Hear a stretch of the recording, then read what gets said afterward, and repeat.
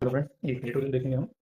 तो जैसा कि आप देख रहे हो वायनाड लैंडस्केप्स के बारे में एडिटोरियल है। तो ये एक्चुअली जो एडिटोरियल है वो इन्वायरमेंट का ज़्यादा ना होके पॉलिटी का है। ठीक है, तुम देखते हैं। तो इसमें क्या लिखा हुआ है, डिजास्टर मैनेजमेंट के बारे में लेक्चर है कि पैसे के असंतुलन के बारे में बताया हुआ है कि लैंड 2024 में केरला में लैंडस्लाइड आए थे और वहाँ पे स्टेट में जितना नुकसान हुआ था तो उससे कम, बहुत बड़ा जो मांगा था उन्होंने स्टेट में, उससे कम पैसा मिला। केरला ने 2200 करोड़ मांगे थे और उनको 260 करोड़ मिले।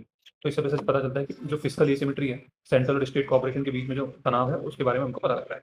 अब अगर आप देखोगे कॉन्स्टिट्यूशनल लीगल फ्रेमवर्क क्या है, तो एक तो आर्टिकल 21 है। वो कहता है कि सुप्रीम कोर्ट ने जो ये रिलीफ पाने का हक सबको है कि यूनियन ऑफ स्टेट्स, मतलब जो कोऑपरेटिव फेडरलिज्म है, और डीपीएसपी में भी लिखा है कि पब्लिक वेलफेयर को हमको पैसा खर्चा करना है।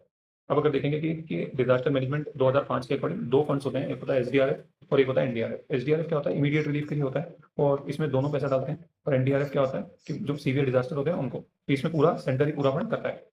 अब इसमें सिस्टम में कमियां बताई हैं। ठीक है, तो सिस्टम में क्या कमियां बताई हैं कि करंट सिस्टम में क्या प्रॉब्लम है कि कम पुराने कंपनसेशन नॉर्म्स है। अब नुकसान की भरपाई के नियम बहुत पुराने, तो उन पुराने नियम्स के अकॉर्डिंग वो एनालाइज किया जाता है, जो कि गलत है। फिर उसके बाद क्या है, ये देखो, ये सीवियर डिजास्टर की एम्बिग्यूटी। अब यहाँ पे क्या होता है कि जैसे ये एनडीआरएफ का पैसा है, तो एनडीआरएफ का पैसा जो है ना, यहाँ पर ये कब यूज होता है, जब सीवियर डिजास्टर हो। अभी सीवियर डिजास्टर को पहली बात तो, जब ये सीवियर टर्म है, ये कुछ अनक्लियर सा है, एम्बिग्यूअस टर्म है। तो अब इस किस डिजास्टर को आप सीवियर बोलोगे, किसको नहीं बोलोगे। फिर उसके बाद इसमें टाइम भी लग जाता है क्लासीफाई करने में। अब क्या हुआ कि एसडीआरएफ में केरला के पास पैसा था, लेकिन केरला ने कहा था कि ये जो हमारे पास पैसा है वो तो हम कब यूज़ करेंगे, जब नियम के हिसाब से, जब एकदम इमीडिएट हमको रिस्पॉन्स, इमीडिएट हमको करना होगा, इमीडिएट रिलीफ के लिए वो हम यूज़ करते हैं। लेकिन जो सीवियर कुछ अगर आ गया, उसके लिए रिकंस्ट्रक्शन करना है, तो वो तो एनडीआरएफ से पैसा आएगा। तो केरला के पास क्या था कि पैसे पड़े हुए थे 700 करोड़, लेकिन क्या हुआ कि वो रूल के अकॉर्डिंग वो यूज़ नहीं कर पा रहे थे। और फिर एनडीआरएफ से उन्होंने पैसा मांगा, तो वो ये इन सारी टाइम कंज्यूमिंग और अनक्लियर टर्म्स और इस सब में वो पैसा टाइम लगा।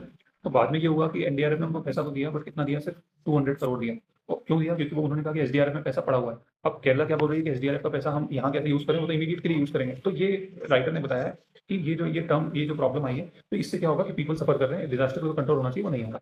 ओके, तो राइटर ने ये बता रहा है कि इसमें देखो कितना रेड टेपिज्म है, फिर फंड क्राइटेरिया वीक है, और ये पॉपुलेशन एरिया पर ज़्यादा फोकस करते हैं, लेकिन जो हार्ड एक्सपोजर है उस पर फोकस नहीं करते हैं।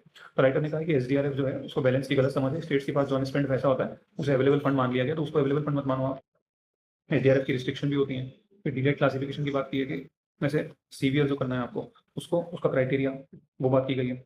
और राइटर ने ये कहा है कि फेडरल कॉर्पोरेशन जो है ये ब्यूरोक्रेटिक नेगोशिएशन बन चुका है, तो वो गलत है, ऐसा नहीं होना चाहिए। राइटर कह रहा है कि पहली बात तो आप ऐसा कर दो, इसका सोल्यूशन क्या है कि ऑटोमेटिक फंड रिलीज कर दो, बाद में ऑडिट करवा लो। तो इससे क्या होगा, डिजास्टर में जो रिलीफ होगा उसमें टाइम नहीं लगेगा। तो अब ये देखो, ये आर्टिकल है जो कि पॉलिटी और इन्वायरमेंट को लिंक कर रहा है। तो हमें डिजास्टर मैनेजमेंट टॉपिक तो है ही, ठीक है, तो वो टॉपिक जो है वो आएगा ही आएगा। उसमें आप ये पॉइंट लिख सकते हो उस आर्टिकल को यूज करके। Okay friends, thank you.